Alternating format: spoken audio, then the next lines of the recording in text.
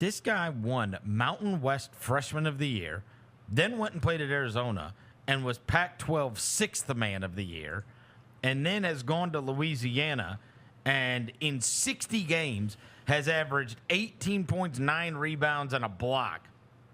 Last year, 19.3 points, 57% from the field, en route to the first All-Sun Belt honors, the Sun Belt Tournament MVP, and the Lou Henson Award as the top mid-major player in the country. God. He can hoop, man.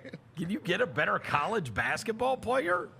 At this time, man, nope, I don't think you can. Look at him.